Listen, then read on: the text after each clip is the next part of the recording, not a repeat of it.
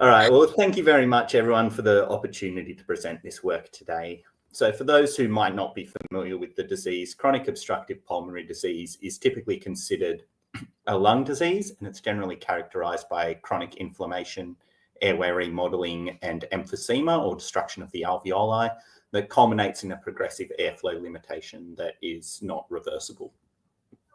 Now, while cigarette smoking is the primary risk factor for disease, it's widely recognized that there's no singular driver and that it's a complex mix of factors that contribute to pathogenesis. We also know that the disease continues to progress even after smoking cessation, which makes treatment difficult as well. Now, patients with COPD frequently present with gastrointestinal comorbidities, such as an increased risk of inflammatory bowel disease. And conversely, patients with IBD often present with inflammation in their lungs, which has led to the concept of the gut-lung axis and a role for the microbiome as a potential mediator of this gut-lung connection in disease. So we performed the first study back in 2020 where we took a cohort of COPD patients and identified changes in their microbiome from that of healthy controls. And we found that many of these different bacteria that were enriched were negatively correlated with measure of lung function. Now, in the 4 years since that study, there's been several other follow-up studies from other groups, and we see quite a lot of variability between these studies where there's always something changing, but it's never the same bacteria or pathways. It's also unclear at this stage whether there was a cause and effect relationship. If there was a relationship, what were the mechanisms underpinning it, and whether we can actually target this therapeutically. So in summary, we can say that the gastrointestinal microbiome may impact COPD pathogenesis, but we needed further interventional studies to uncover these interactions. So we were aiming to characterize the effects of an altered microbiome on COPD. So to do this, we used our model of cigarette smoke-induced experimental COPD, where mice are exposed to smoke from 12 cigarettes twice per day, 5 days per week. And in this case, we went up to 12 weeks with room air exposure as controls. We also had a subset of mice that stopped smoking after 8 weeks, and this was modeling patients who might have developed COPD and stopped smoking as a result of that. We also preceded this with a microbiome normalization stage of about 3 weeks with bedding swaps and mixing mice between cages just to ensure a homogeneous starting point. Now, during the smoke exposure period, we performed our fecal microbial transfers through bedding swaps. So we mixed bedding from air-exposed mice with clean bedding and then redistributed it back into their own cage or transferred it to the cages of cigarette smoke-exposed mice.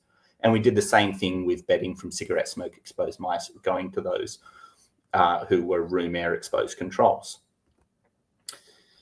Now, the first thing we wanted to look at was the phenotype of these mice in the process. And so you can see in the blue bar, we have our total leukocytes in bronchoalveolar lavage fluid. So this is just washing out the airways and collecting immune cells. And we see a massive increase in the red bar with our cigarette smoke exposed controls and even with the smoking cessation mice in purple. So this is increasing airways inflammation at this time. We also, when we have the fecal microbial transfers, we can see that there was a protective effect in both the 12-week and the smoking cessation groups where there was an alleviation of that airways inflammation. This was largely driven by a reduction in neutrophils and macrophages in these pathways. We also saw that if we looked in the parenchyma using histopathology, so the tissue of the lungs, we saw the same decrease in the extent of inflammation that was occurring. And it's particularly important with the macrophages and the parenchymal inflammation is that we see that there was an additive effect here in terms of even after smoking cessation, the fecal microbial transfer was further alleviating that inflammation. This is particularly true for the macrophages, which is hugely significant. As you can see, the purple bar remains at the same level or even potentially higher than that of the 12-week smoke-exposed mice. And we know from some of our early studies that these macrophages are a driver of that chronic and unresolving inflammation in COPD. So with the anti-inflammatory effect, we also went on to look at what was happening with the alveolar diameter, which is a measure of emphysematous destruction. We can see that there was an increase, and if you look at the representative images on the right, you can see these larger spaces in our cigarette smoke exposed mice, showing that there was destruction of alveoli, And both our fecal microbial transfer and smoking cessation had some protective effect in that regard. We also went on to measure lung function in these mice. And so if we look at compliance, so basically how easily the lungs expand, or the total lung capacity, these are both measures of that emphysematous destruction. We can see the same sort of trends where they're increased with smoking, but there was a protective effect from our fecal microbial transfer. We went on to look at the extrapulmonary comorbidities of COPD in these mice. So we looked at different changes in colonic pathology, and we could see that cigarette smoke-induced submucosal fragmentation and vascularization in the colon were alleviated by fecal microbial transfer. And we performed some profiling of systemic immune dysfunction. And just as one example of this, we can see that in the blood, there was a decrease in the proportion of B cells and an increase in the proportion of Ly6C low monocytes. And these were also alleviated by fecal microbial transfer. This is all looking quite positive, but it doesn't really mean too much if it's not associated with microbiome changes, at least for our hypothesis. So we performed metagenomic sequencing and could see that our cigarette smoke exposed mice had a different microbiome from the air exposed controls, and there was a partial alleviation of that change with the fecal microbial transfer. Could see a number of species that contributed to these differences, but two that stuck out to us were a Lacnospiraceae species and one of the Disulfovibronaceae species. And the reason why these stood out was that they followed a pattern that we would expect to see with pathogenic associated bacteria. So they increased after 12 weeks of cigarette smoke exposure. However, our fecal microbial transfer was able to prevent this increase in these mice. So we performed a correlation analysis, and we could see again that a number of bacteria were positively or negatively correlated with different hallmark features of COPD.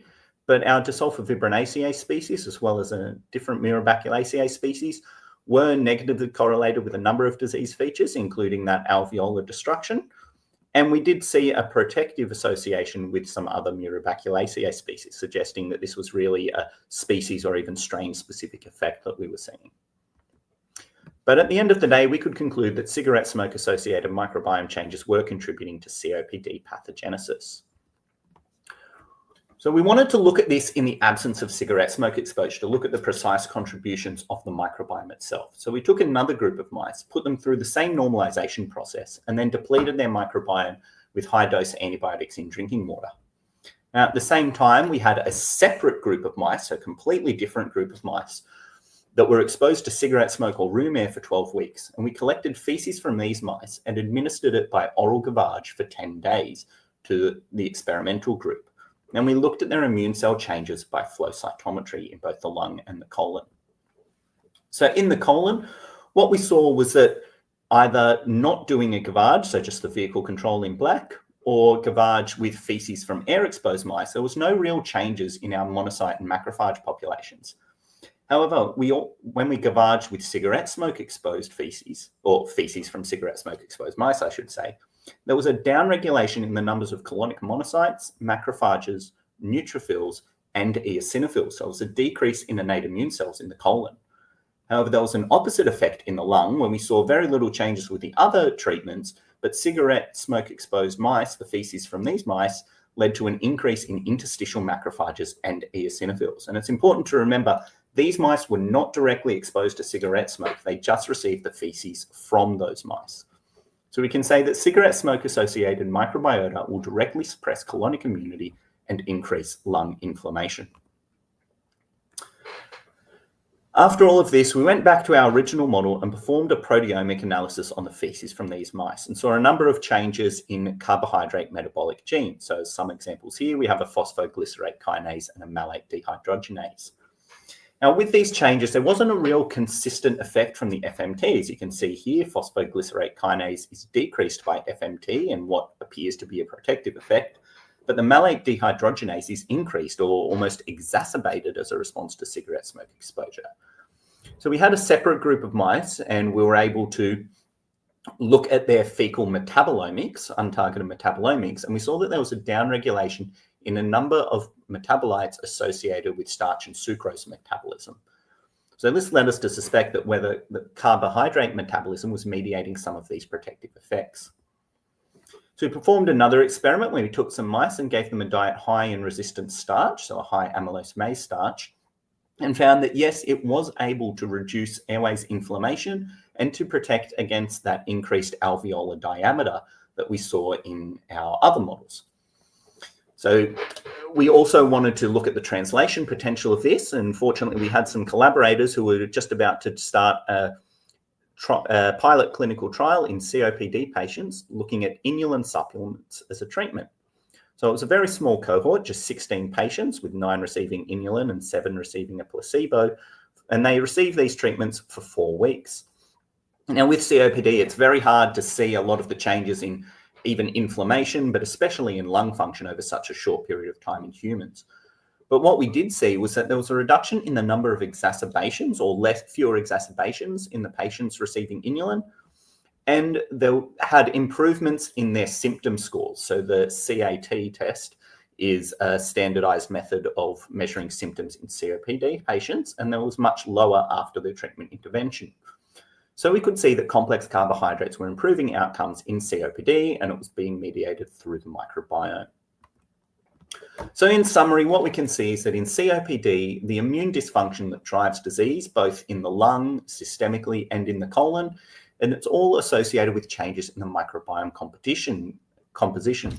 You can see that by administering fecal microbial transfers or complex carbohydrates, we're able to inhibit these processes and provide therapeutic relief in both our animal models and potentially in our pilot clinical model. And so I'd just like to give a huge thank you to everyone who was involved in this work. It was a mammoth task, and especially Kate Bowman and Shakti Shukla, who were co-first authors with me on this work. So thank you very much.